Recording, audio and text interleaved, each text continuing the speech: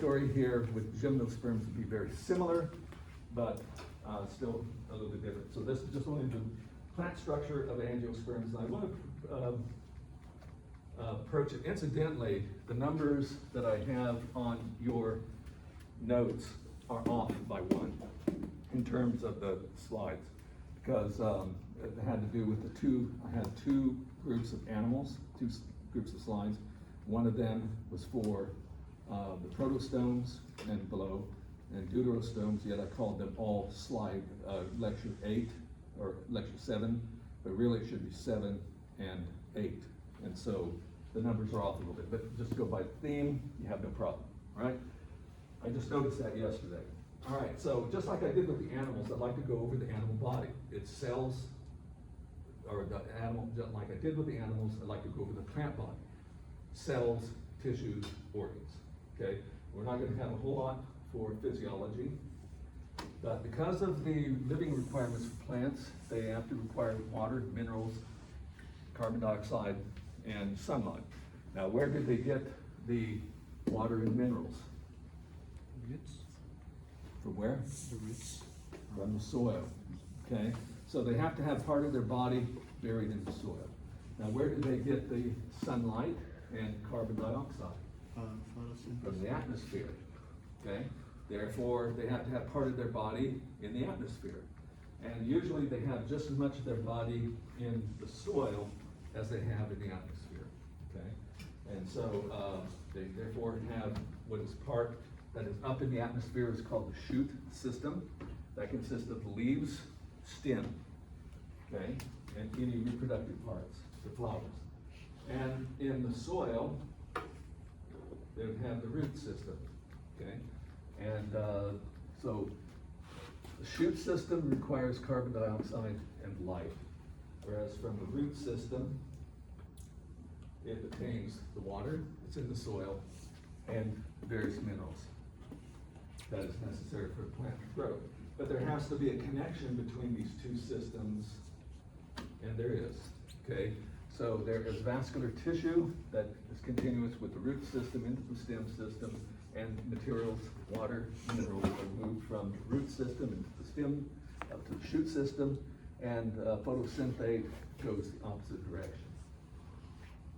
So this is just overview of the body of the plant and how it has to function there. Shoot system is what you see. Root system only if you dig into the soil or pull it up from the soil. So this is a sort of overview there of what the plant looks like. This is from your book. Down here is the root system, and above is the shoot system, consisting of stems where the leaves are attached, the areas between the leaves or branches, those could be branches, are called internodes, where a branch or a leaf attaches happens to be a node. Okay, sort of like our same terminology as our phylogenetic trees. We'll talk about some of these other parts as I go along here. Okay?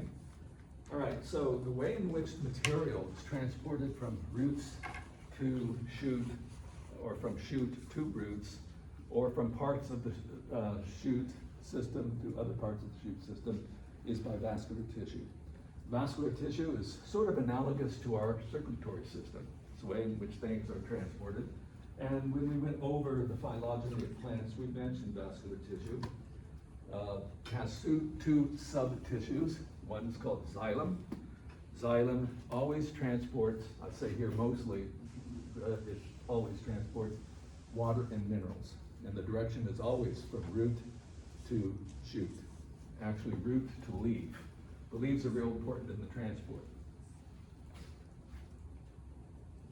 So here I said usually, change that to always. Okay. And the phloem, that transports water, of course, and organic material. It has to be some water there because the sugars, amino acids, organic material, it is in an aqueous solution, right?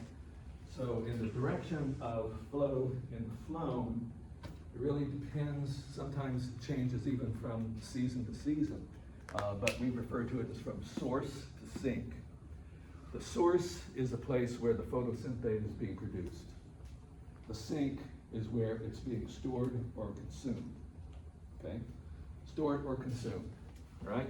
So the source is always the leaves. These are the ones that are producing photosynthate, okay?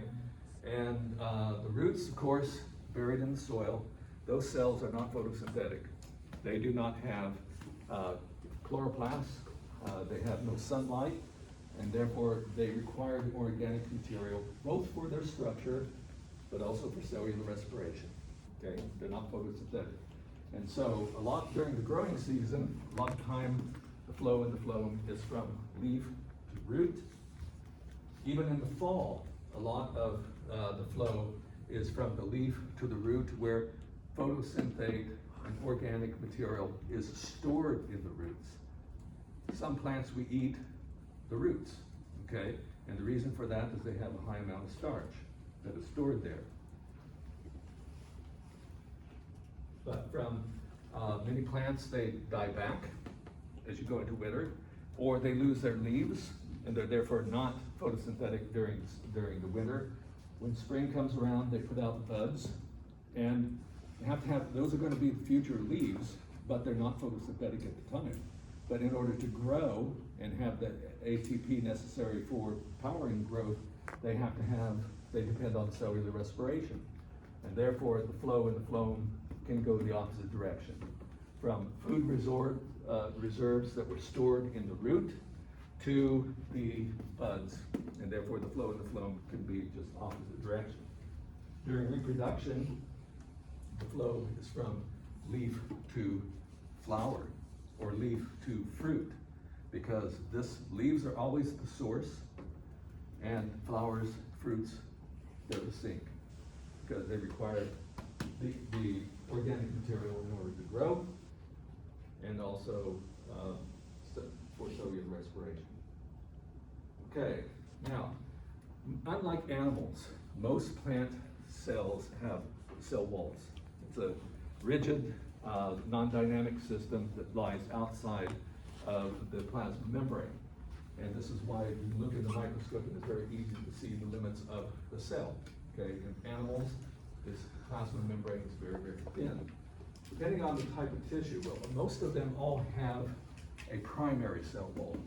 Some cells will have also what is called a secondary cell wall. There are some plant cells that do not have cell walls. Okay, when we went over the reproduction in angiosperms, that female gametophyte, called an embryo sac, consisting of 7 cells, antipodals, synergids, polar cells, egg. Those cells don't have cell walls, okay? But all other plant cells do. So the primary cell wall is laid down during the initial growth of the cell. So after cell division, then it'll lay down, it'll grow to its full size, laying down just outside of the plasma membrane, a cellulose cell wall. And it's called a primary cell wall. However, certain cells are specialized. They will lay down yet several layers of what is called a secondary cell wall. Now, since the dynamic part of the cell is the plasma membrane in the cytoplasm, you already put there a primary cell wall outside. The secondary cell wall has to be deposited from the plasma membrane. Okay, vesicles have to be transported to the plasma membrane. Material for the secondary cell wall deposited just right out of the plasma membrane. So as you're going from the cytoplasm, you would go through plasma membrane, secondary cell wall, then primary cell wall. So the primary cell wall is outside of the secondary cell wall. In between cells, unlike in animals where we have, for example, our connective tissues where the cells are not touching each other, where they're very, very far apart, plant cells are right adjacent to each other. Okay, there's very little extracellular matrix, but there is some extracellular matrix there between the secondary cell walls, and it's called the middle lamella. Okay, so as you have adjacent cells, if you're in the cytoplasm of this first cell, and you are traveling over to the cytoplasm of the second cell wall, the order in which you would go through materials. We go through the plasma membrane first, the secondary cell wall of the first cell, the primary cell wall of the first cell, the middle lamella, then the primary cell wall of the second cell, secondary cell wall of the second cell, plasma membrane, and you're into the cell. Okay, that's the order. Yes? So, after you just gave, right? What was that for again? You said it plasma membrane was the second. No, if you're moving from one cell to the next, Okay, and the what first- layers would you be going through? The first, plasma membrane, secondary, primary, that's what the first cell, and then middle lamina, and then you're in the second cell, those. Primary, in the second cell, primary, secondary, plasma membrane. Yeah, so there. Okay, all right. Now, cell types. Went over some of this for animals. Also have cell types here considered. The typical plant cell, generalized, okay, not very differentiated, are called parenchyma cells. And so that's a typical cell. They have thin primary cell walls. They do not have secondary cell walls. And they're mostly perform metabolic functions, plant. So photosynthesis, storage in the roots, etc. And they're alive, okay? There's another slightly specialized cell called parenchyma. And parenchyma have irregular primary cell walls, a little bit thickened compared to parenchyma cell walls, and they're primarily for support. Okay, especially in the initial growth. You know, if you only had parenchyma cells in a plant that is just now growing, you know, they come up and there's nothing to support the plant. Gravity pulls it down. It's too weak. And so there's a little bit of skeletal material that has to be there to keep the stem and everything leaves stiff. Oh, no, okay. Yeah, and so part of that is due to parenchyma cells. All right? And then there's yet another one that's even a little bit, it's also for support. But this one here is, it's called sclerenchyma, and they have secondary cell walls. Okay, parenchyma, collenchyma only have primary cell walls, but sclerenchyma have secondary cell walls. Not only does it contain cellulose, but also a complex alcohol carbohydrate, structural carbohydrate, called lignin. And this is a very complicated structure. And that really makes the cell walls very, very strong. Now, some of these, their cytoplasm may be dead when they reach maturity, when they reach their full growth, so that only what is left behind, cytoplasm isn't there, it's just the cell walls. And the cell walls provide rigor, support. Where would you see this type of cell? Where- They're scattered all throughout, but mostly in stems. You have a little bit of it in leaves and near veins. Okay, but it's still not the major support material. These types of cells have an ancient history. Angiosperms have evolved yet more specialized cells for skeletal structure. Okay, but they still retain these from the ancient past. When you eat a pear, okay, you know it's sort of gritty. Yes. This is why. Okay, even though that's a fruit, it still has a lot of sclerenchyma in it. And these are what, sometimes the sclerenchymas are fibers, provide the support, and sometimes there's something called sclerids. I don't care if you know sclerids or whatever, I just want you to know sclerenchyma, and that they have secondary cell walls, and that they're for support. And like the collenchyma would be like the trunk of like a tree or something? Yeah, like that? yeah. Well, these can be in the trunk as well. But now if we're talking about a woody plant, these would be insufficient, okay? They would not provide enough support. Then we have highly specialized cells in xylem and phloem, vascular tissue. Vascular tissue. Types of cells, tracheids. We've already talked about them long ago, okay? All tracheophytes have these.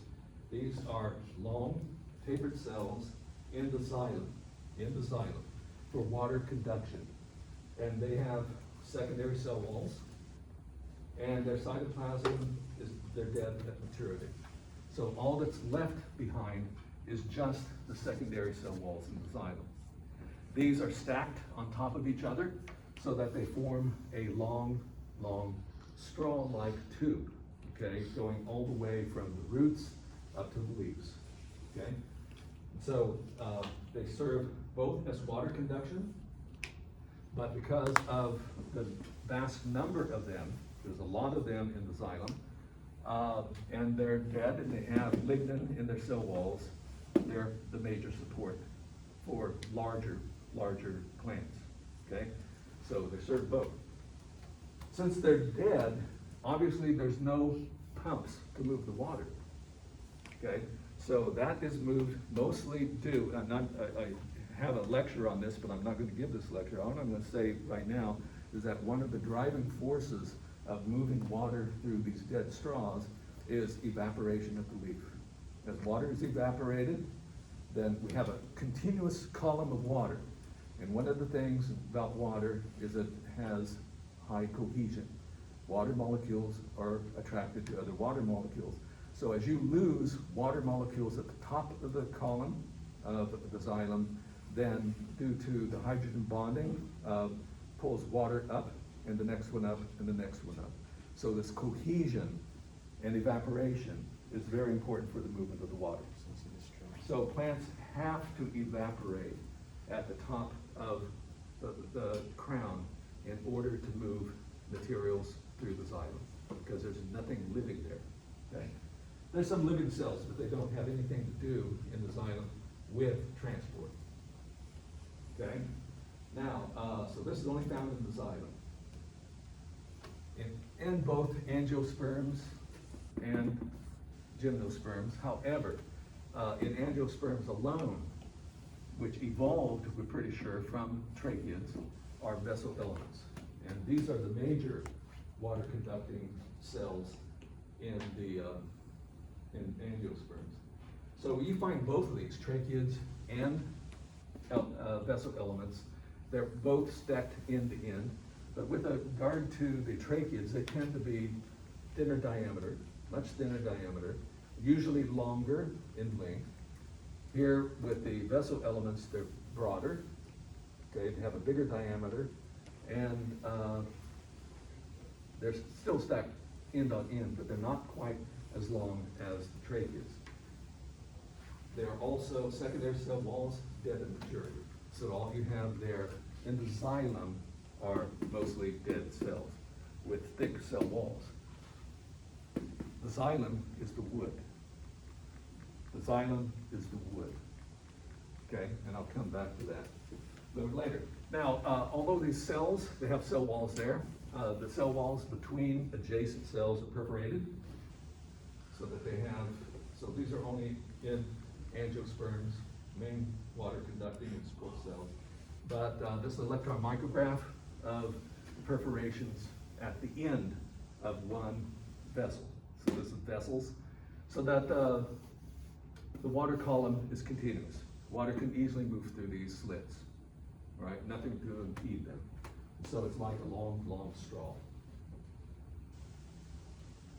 The other vascular tissue, phloem.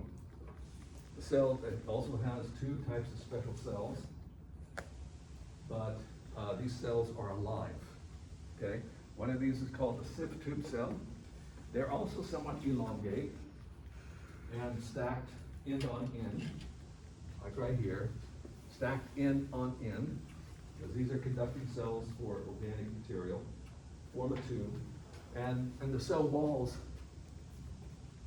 between two of these sieve tube plates, they have what is called a sieve plate.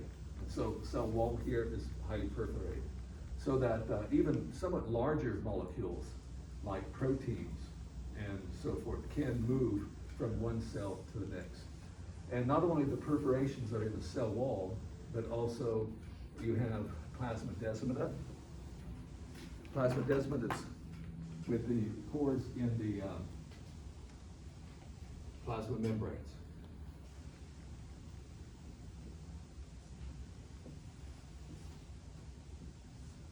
Okay, so we have here plasma membrane. And I'm leaving off the cell wall. Well, let's go ahead and put the cell wall here. Has a cell wall. Still a cell wall here too, and then the next cell. And what you have is in the sieve tube plate, of course there's openings, and in the plasma membrane, this opening is still lined with plasma membrane. Okay, so that we can have molecules that will move from one sieve tube cell to the next without having to cross a plasma membrane. So they're still nice, good, long tubes. Because otherwise, trying to get them across the plasma membrane regards transporters of some sort. And here we don't have them. Now, one of the things about these sieve tube cells, of course, they're alive. They have cytoplasm, but they don't have a nucleus.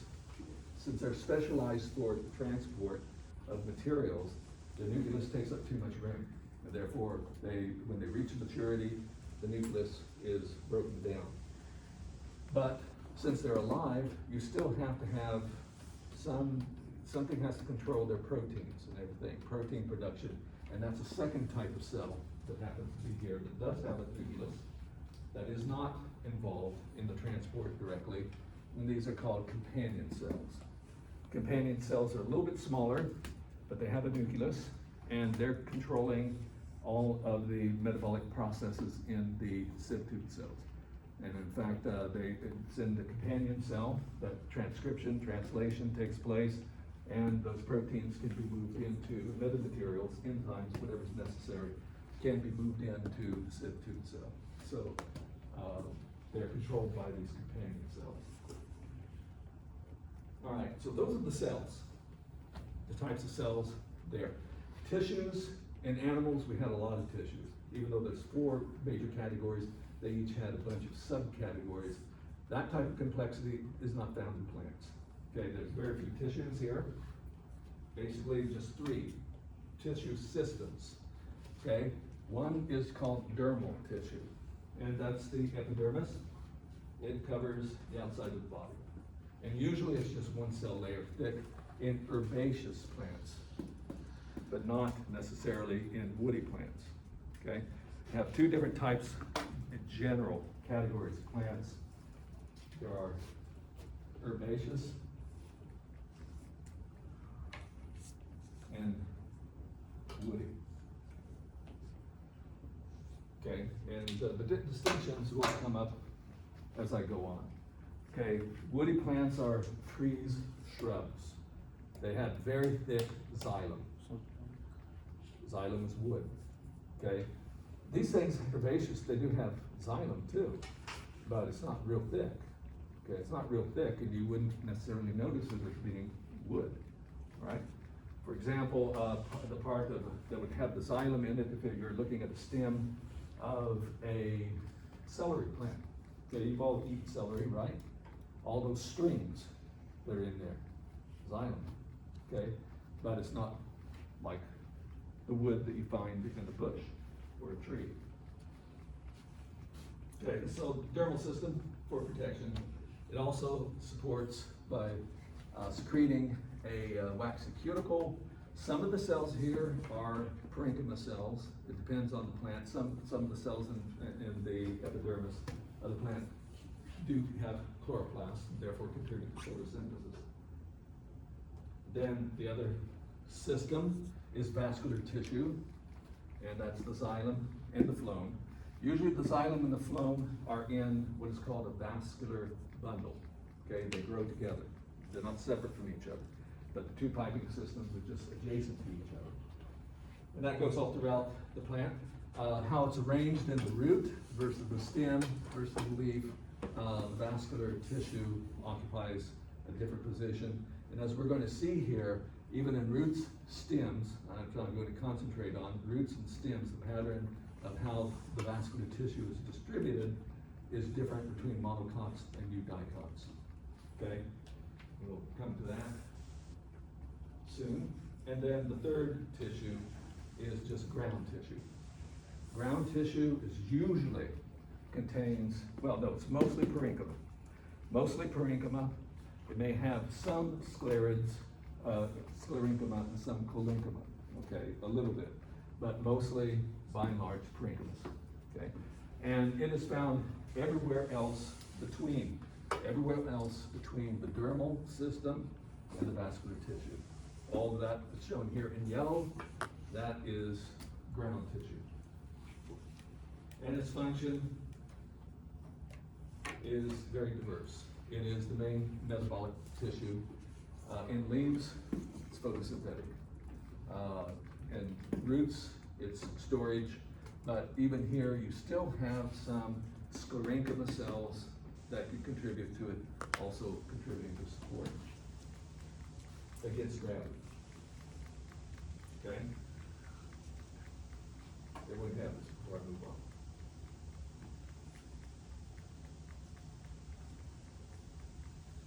Okay. All right. Now, plants grow from meristems. This contains embryonic tissue, and plants grow much differently than what we do, what animals do. So plants have what's called indeterminate growth, is that after they've reached sexual maturity and start producing seeds, they continue to grow. So they're growing continuously. Whereas animals have what is called determinate growth. Once an animal reaches sexual maturity, they stop growing, except for putting on fat, getting wider, maybe, but not increasing in height. Okay, it stops.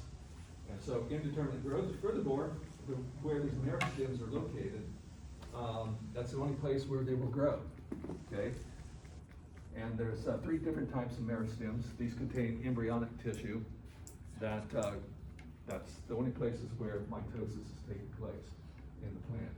Once certain vascular tissues happen to be laid down, they don't grow, they don't divide.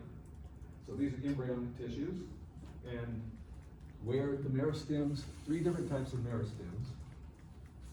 One, so we have that, are apical meristems. They're at the ends of branches, shoots, tips of the roots, tips of branches. This doesn't show a branch, but if it does have a branch over here, then the apical meristem would be growing there. Okay, so they're growing from, trees are growing from the tips out. Okay, so if you took a tree and you were, when you were young, and you drove a nail at 1 meter above the ground, come back 20 years later, the tree is now 20 feet higher than it used to be, but the nail is still here. It doesn't move up, okay? Because the growth comes from the tips on out, all right? So these are from the apical meristems. They undergo what is called primary growth, and they produce what is called the primary plant body. Okay, now for herbaceous plants, that's all that there is, a primary plant body. However, there's something called the secondary plant body that you find in woody plants. So herbaceous plants, just primary plant body, that's all. Primary growth. Then there's something called lateral meristems. Okay, these are associated with the vascular tissue. Okay, they're associated with the vascular tissue, and they're involved in secondary growth, which I'll get to a little bit later. So thickening. Okay, so when you have, and this is only with woody plants. Herbaceous plants do not have, don't undergo secondary growth. Is that why, like, with woody plants, like, there's rings? Tree rings. Yeah, that's right. So they produce the xylem tree rings, which I'll come to. Phloem is also produced, so this is in the xylem and phloem, and secondary growth is producing new xylem and new layers of xylem and phloem. However, the way in which the xylem and phloem happen to be arranged, the only thing that accumulates is the xylem. The phloem will, as we'll see in a moment, it will always be flaked off, and it's never more than a few layers thick. All right, these are lateral meristems. They add layers of vascular tissue. primarily, I mean, they're producing both phloem and xylem, but the nature of the growth allows the xylem to accumulate, and the phloem, however, remains relatively thin. So in a tree, whereas this secondary plant body, it's the wood part. The phloem is part of the bark. In fact, it's the layer of the bark that's just underneath, okay, right underneath, right next to the wood, okay, thin layer of phloem. Only woody plants. Then there's something, a third type of meristem that's called intercalary meristems. These are scattered, first of all, they're at the bases of leaves, and the sense of what are called axillary buds. So when we have a leaf, then at the base, right at the node, now this might look like a branch to you, and it has several, looks like several leaves. This is something that's called a compound leaf. It's just one leaf, okay? It's really just one leaf. But at the base, it has a bud, and it's in here that you have it's an axillary bud, and this is where an intercalary meristem happens to be. So this is usually it is suppressed from growing, because the terminal bud up here, the apical meristem, is producing, those cells in the apical meristem are producing a hormone, auxin. The hormone auxin through the tissues will diffuse down, and it has a suppressive effect on the meristematic tissue that's in the axillary buds, so that they don't grow. But since the auxin is being produced up here at the apical meristem, as the apical meristem moves upward, gets further and further away, then there's less and less of that auxin that reaches these lower areas. And once a certain threshold drop in auxin concentration is reached, then this will start to grow as a branch. Okay, so this type of auxiliary buds, they started out as a leaf, but later they'll become a branch with their own apical meristem. Okay.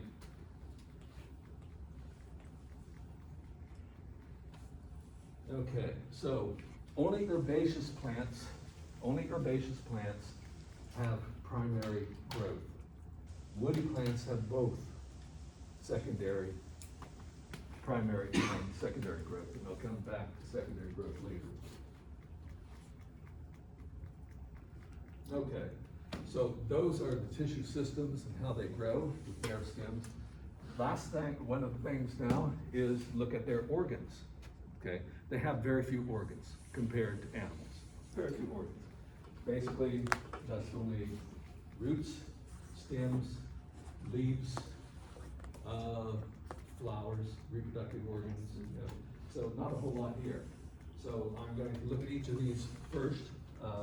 Roots, their function, they anchor the plant against gravity in the soil.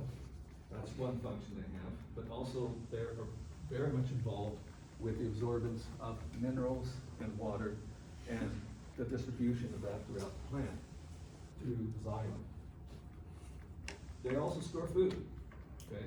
So especially plants that become dormant during the winter months, or in tropical areas dormant during the dry seasons, then they drop their leaves because it's too expensive to maintain them during that time with all the climate damage that can happen. They will send photosynthate and store it as starch in the roots. And later that can be used when the plant starts growing again in the spring or when the rains come. So types of roots, I've mentioned these before. Usually in eudicots, they have what's called a taproot. Taproot is, has a main middle axis, and coming off of it, of course, are branches, secondary roots, but it has a main branch down the middle. Fibrous roots, which you mostly find in monocots. You can also find it in some dicots, but all monocots are mostly fibrous. There's no main root there. There's a bunch of little roots collectively that all have about the same size. And then there's something called adventitious roots. They actually, instead of coming from the base root arising from the base of the stem. Because we do go from stem into root, but here these roots, adventitious roots, are growing way up here off of the stem. Not from the bottom of the stem, but the sides of the stem. Okay, yes? For adventurous roots, would you like see those like in swamps or something? Yeah, very much so. And if you've ever been around corn plants, they also have some adventitious roots. They have the main root as well, but they have adventitious roots off to the side as well. Okay, those are the major types of roots. Now, since this is involved in the absorption of minerals in the water, once again, we have an issue of surface area.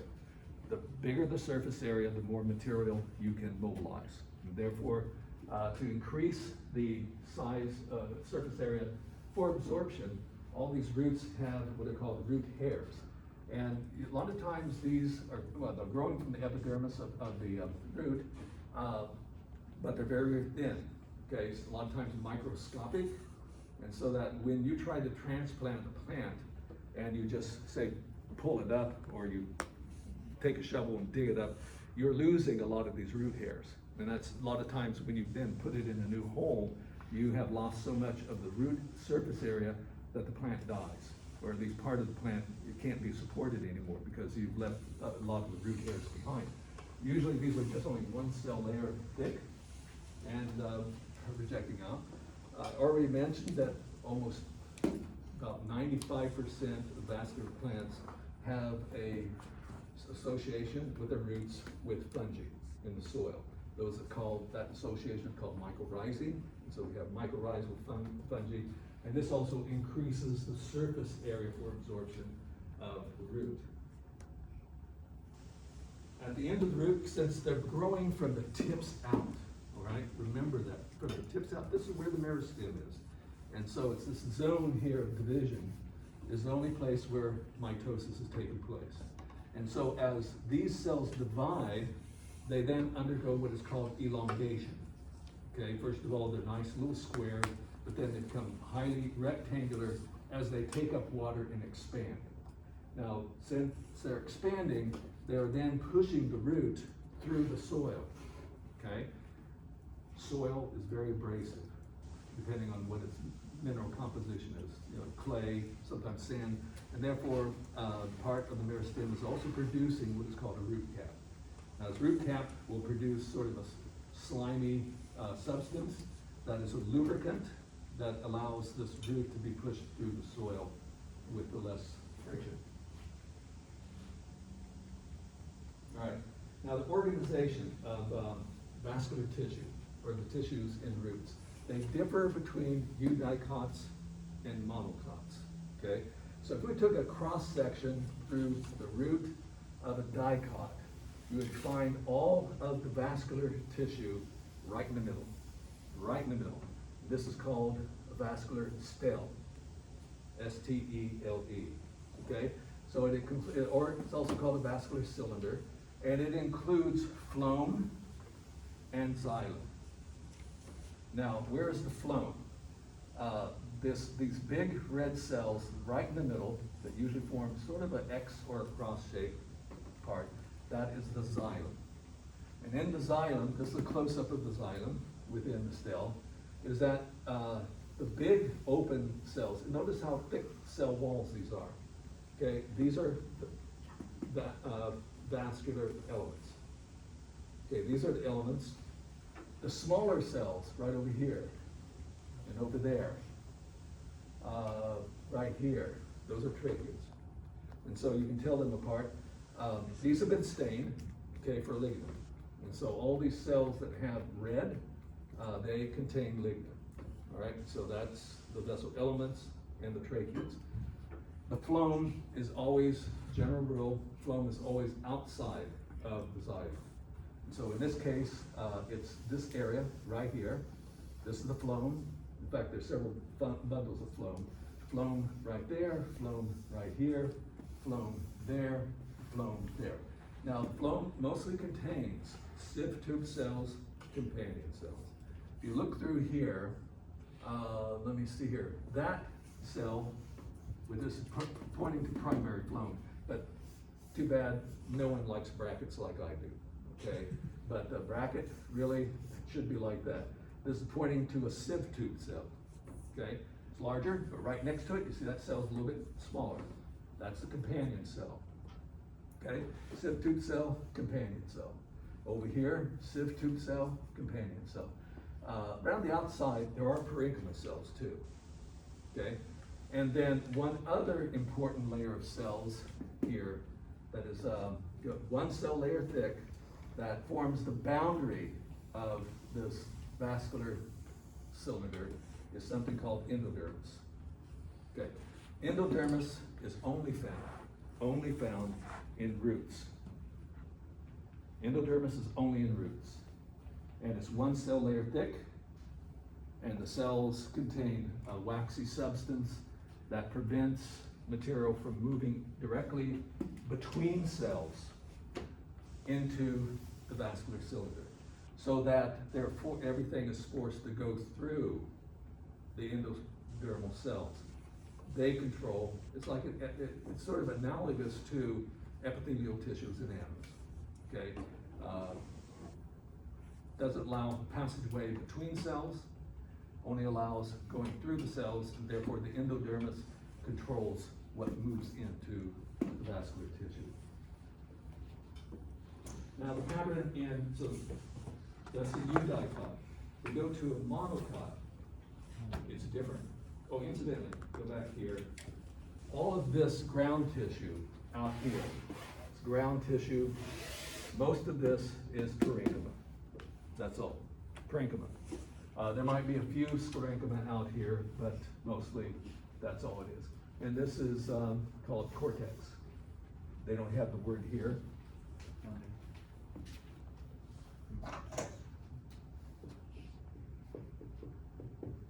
Cortex. So the vascular bundle is in the middle, all of this is cortex, and then epidermis. Oh, it has it right there, cortex. And then we have on the outside the epidermis, which is dermal tissue, one cell layer thick, if it's an herbaceous plant. And a monocot, the vascular still is in a ring. It's not in the center, it's in a ring.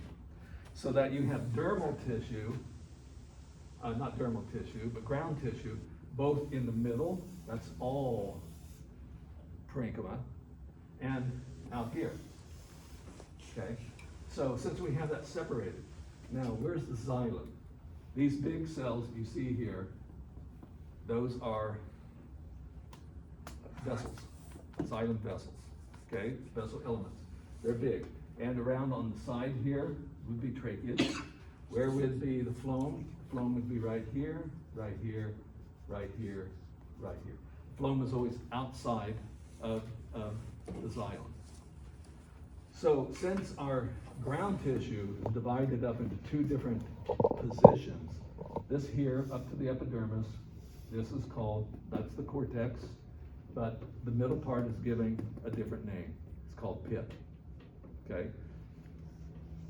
But the vascular cylinders are all around the outside. So that's what it is in a monocot. Okay, this is a close-up of the still, okay, in the still monocot. Out here is cortex, that is pith. This, xylem elements, a lot of these over here would be tracheids. And then the phloem is located here. Phloem is right there. Endodermis is that layer right there, okay? Now there's some other tissue types in here, but I'm not going to worry about anything beyond that, okay? Just these. Now as we go to organization of the vascular tissue, as it moves from root into stems, it changes, okay? So in eudicot, in the eudicot root, the vascular bundles are right in the middle. But as we make this transition going from the roots to the stem, they split up and go over to the sides. So that you have just under the epidermis, the vascular bundles are right here. You do have some cortex, but not a whole lot, okay? So it's epidermis, and then we have some cortex, a little bit there, that's parenchyma, but this here is the vascular bundle. And another vascular bundle here, and some of the cells in between happen to be ground tissue. But these are the vascular bundles. Get up a close up look at it. This here is toward the middle. So epidermis is out here. Epidermis is out here. This is toward the middle, and this is the vascular bundle. Now what it does have, this is the xylem. Those are xylem elements. Smaller cells here are tracheids. And then out here is where you'd find the phloem. Phloem is on the outside. And then outside of the phloem is what is called the phloem sclerenchyma. There's just the sclerenchyma fibers just on the outside of the phloem, right here. And those are all sclerenchyma cells. So you have supporting cells here, supporting cells there. And the phloem is in this area. And don't worry about this meristematic cell right here. That's only in woody plants. And I'll come back to that in a moment.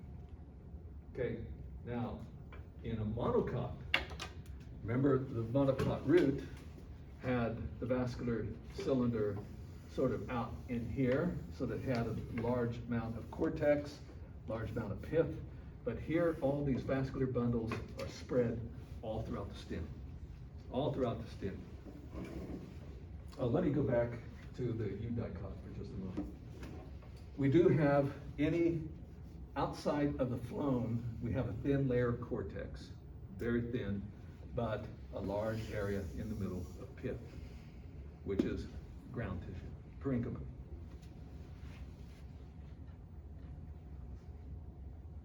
So, vascular cylinders, they're all over the place.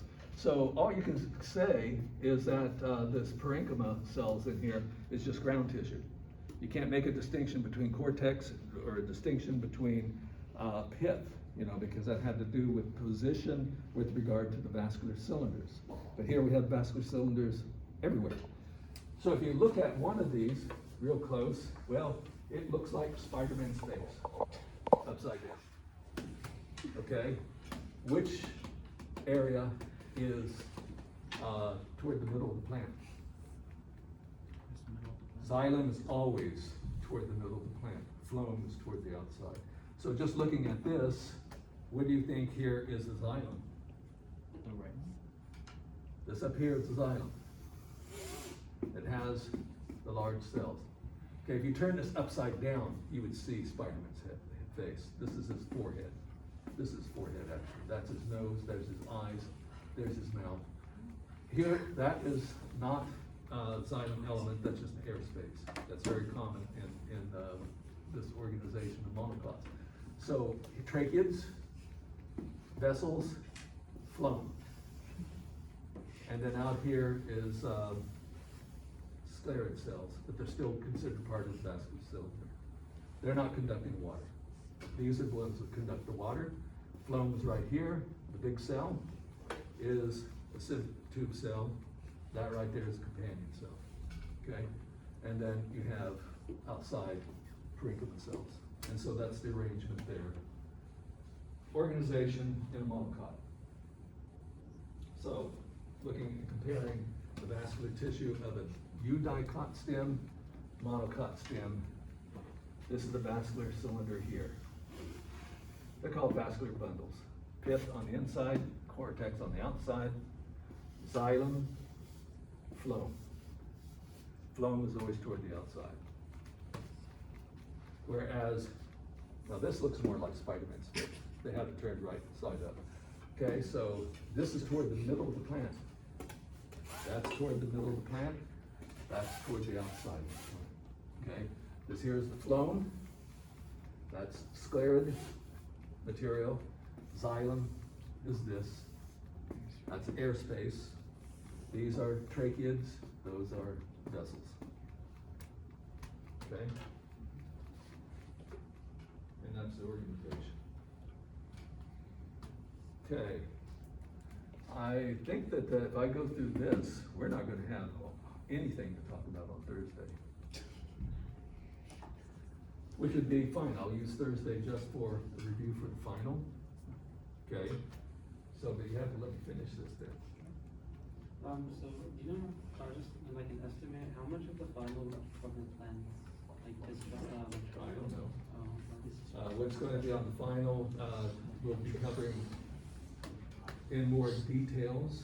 Let me see, where did the other, since we'll have muscles, okay, it's going to have muscles, then after the muscles, ecology. It's going to have muscles, ecology, plants. Okay. So it might be up to 20%. And then you're treating this material as if it was another midterm, and then everything else is just gonna be more like. Yeah, okay. but I still have to cut down on this material. Because you only have 2 hours to take it. Okay? All right, so secondary growth. I said that there were lateral meristems, and actually there's 2 different types of lateral meristems. One is called a vascular cambium, and it's right between the xylem and the phloem. It's always right between the xylem and the phloem. That's 1 cell layer thick. Okay, now furthermore, further out, there's a cork cambium. Okay, now this cork cambium has to be there because it has to reproduce the cortex and also produce the bark. Now, the main place where it's growing here is further in, okay, between the xylem and phloem, and this creates a problem. This creates a problem. I'll come back to this in a moment, but this creates a problem because if we're looking here at early meristem, okay, primary, right? We have pith in the middle, and this is a eudicot.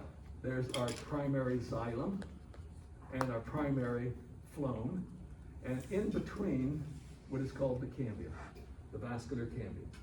Okay, this says procambium, but it will be cambium a little bit later. And then we have our cortex here. So this is what divides. These do not, but these divide. Okay, now what's that doing? They will divide sort of, let me go to the next picture, like this. Here we have a cambium cell. When it divides in a radial plane toward the middle, okay? We'll have 2 cells. One of them, in this case, will differentiate into a xylem cell. The other one remains a cambium cell. Then when that cambium cell divides again, then once again it produces 2 cambium cells, but this time the outer cell will become phloem. That will remain cambium. Then when it divides again, we will have something like that, so on. You notice here we're adding xylem. If we add xylem to something that's already circular, you know, it's growing out like that. It's gonna grow in diameter. What's going to happen to everything that lies outside of that growth zone? It's gonna grow. It's going to crack. It's going to be crushed. It's going, as you get the pressure of this growing outward, it's going to crush and destroy everything that's outside. And that's why we have the cork cambium, to fill in those gaps. So I said that the wood, xylem, is always there, okay? And it's thick. Xylem is thick all the way to the middle, but the phloem will only consist of about 2 or 3 layers because they're always getting crushed due to this secondary growth. That's how it's growing out. And so down here. Then when this is dividing again, it's putting down a layer of xylem on the inside, which is called secondary xylem. The only primary xylem is right close to the middle, okay? And then secondary phloem. What happens to the primary phloem?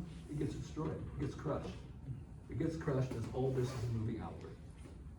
And it gets replaced, our cork cambium. Cork cambium gets destroyed too, but it's always rejuvenating itself, right? And produces the bark on the outside, cork. So this is where I'll just finish this real quickly. Where do these tree rings come from? Each of these rings is a new layer of xylem, okay? Now what's happening here that makes these rings that you see them is that in the early year, I'm just gonna have a little column here. here I have spring comes along. Now let's start with the primary xylem. We have the primary xylem here, and this down here is the pit. It will grow secondary xylem, but this is in summer, into fall. Rainfall, water availability goes down. So the cells become smaller and smaller. Then it goes dormant. That starts growing again in the spring when we have rain. When we have rain, it produces large cells. And as we go to summer, cells become smaller, and then it goes dormant. Then in the next year, spring, big cells. That gets smaller. And this here is the first year, this here, second year, this here, third year. Okay, annual rings. And they're very visible. And in fact, these annual rings, sometimes depending on how thick they are, they can tell us about the precipitation. Because if the ring is real broad, it was a very rainy year. If they're very, very thin, it was a drought. And so this type of information can come from. Okay? Winter, no drought. All right, I'm just going to show you this here. 1 year, second year, third year. This is 3 years old.